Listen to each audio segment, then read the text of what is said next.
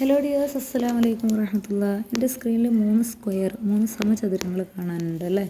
ഇതിൽ ഈ സമചതുരത്തിൻ്റെ ഏരിയ എന്ന് പറയുന്നത് 1 സെൻറ്റിമീറ്റർ സ്ക്വയർ.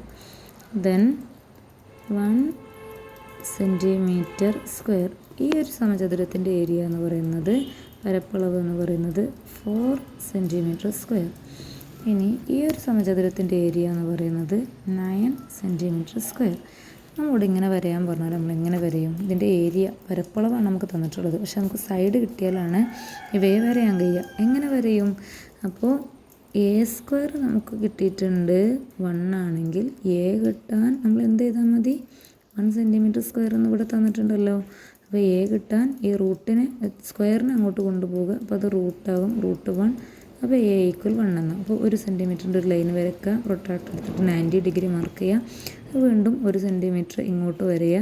അങ്ങനെയാണ് ഇത് നമ്മൾ വരയുക. ഇനി സെക്കൻഡ് വണ്ണിന് ഇങ്ങനെ വരും. ഇതിൻ്റെ ഏരിയ എന്ന് പറയുന്നത്, അതായത് A² എന്ന് പറയുന്നത് 4 സെൻറ്റിമീറ്ററാണ്.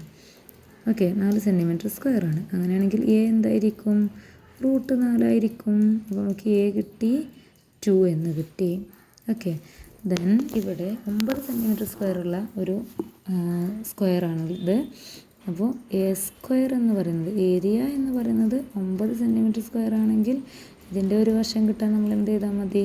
സ്ക്വയറിനെ അങ്ങോട്ട് കൊണ്ടുപോകുക. ഈ സ്ക്വയറിനെ ഈക്വൽ സൈൻ്റെ അപ്പുറത്തോട്ട് കൊണ്ടുപോകുമ്പോൾ അത് റൂട്ടായിട്ട് മാറും, √9. A = 3 എന്ന് കിട്ടും, 3 സെൻറ്റിമീറ്റർ. ഓക്കെ, അപ്പോൾ ഇവയെ വരയാൻ നമുക്ക് ഈസി ആയിട്ട് ചെയ്യാമല്ലോ. ഓക്കെ.